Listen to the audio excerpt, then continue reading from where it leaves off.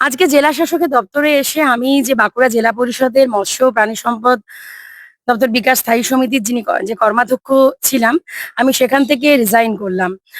কারণ ব্যাপারটা হচ্ছে মানসিক দংশন অনেকদিন ধরেই ছিল। তো আজকে সেখান থেকে মুক্ত হলো। মানে ব্যাপারটা আমার কাছ থেকে আজকে মুক্তি পেলাম। আর ব্যাপারটা হচ্ছে যে যে দলটির সাথে আমি এতদিন ধরে যুক্ত ছিলাম, তৃণমূল কংগ্রেস, সেই দলের সাথেও আজ থেকে আমি আমার সমস্ত সম্পর্ক ত্যাগ করলাম। এটার জন্যই আজকে জেলা শাসকের দপ্তরে আসা। সিদ্ধান্তটা হঠাৎ নয়, সিদ্ধান্তটা অনেক দিনেরই ছিল, কিন্তু কোনো না কোনো কারণে সিদ্ধান্তটা নিতে পারিনি, পারিবারিক কারণে। কিন্তু আজকে মনে হলো যে না, আহ, আমি মনে হয় প্রথম ব্যক্তি তৃণমূল কংগ্রেসের তরফে ছিলাম, যিনি আমি দল থেকে এবং যা পোস্ট থেকে ছিলাম সেখান থেকে আমি পদত্যাগ করলাম এবং আমি সম্পর্কও ছিন্ন করলাম। আর আমার যেসব নিরাপত্তা রক্ষী ছিলেন, আমার 7 জন নিরাপত্তা রক্ষী ছিলেন, আমার হাউস গার্ড ছিল 3টি এবং দুজন দুজন করে পিএসও ছিল 4 জন।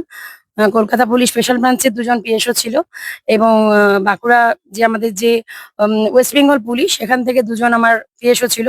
টোটাল 7 জন যে আমার নিরাপত্তা রক্ষী ছিল, আমি তাদেরকেও আজকে থেকে তাদেরকেও আমি মুক্তি দিলাম এবং সেখান থেকেও সেই নিরাপত্তা বাহিনীও আমি প্রত্যাখ্যান করলাম। আজ থেকে সুজাতা একদম সাধারণ সুজাতা, যেটা সুজাতা মানসিকভাবে সুজাতা সাধারণই সবসময়। তো আজ থেকে অফিসিয়ালি সাধারণ। না, না, সেরকম কোনো মানসিকতা নেই।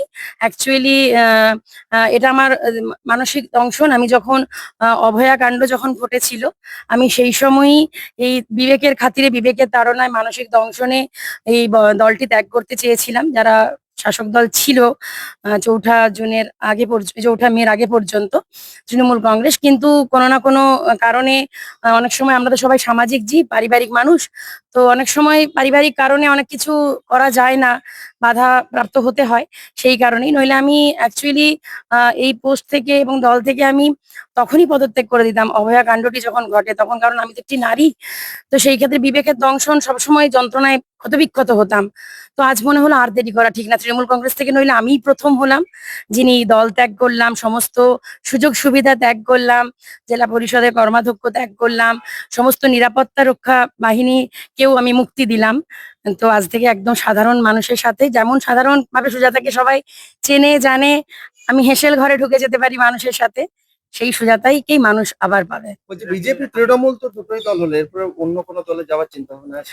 না, এটা কেন মনে হচ্ছে যে আমি একটা দল থেকে মানে রিজাইন করলাম মানেই অন্য দলে যাওয়ার কথা ভাবছি? দেখুন, আমি আমি মনে করি আমি সাধারণ মানুষের স্বার্থে চিরকাল লড়ে এসেছি, আজও লড়ছি, আগামী দিনেও লড়বো। সেদিনই রাত বিরেতে আমি এখনো বলছি যে আজকের পর থেকেও মানুষ আমাকে যেমন ভাবে চাইবে, যেভাবে চাইবে, ঠিক আমাকে রাত বিরেতে মানুষ যখন ফোন করে বলে, এই সেদিনও একজন এ নেগেটিভ রক্তের জন্য রাত্রে ফোন করলো, কোনোভাবে ব্যবস্থা করে দিলাম। তেমনি মানুষ যে কোনো বিপদে পড়বে আমাকে ঠিক যেমন পেয়েছিল তেমনই পাবে। শুধু আমার কাছে যদি খবর আসে, আমি মানুষের সুখে দুঃখে যেভাবে বিপদে ছুটে যাওয়ার চেষ্টা করেছি সেভাবেই ছুটে যাব।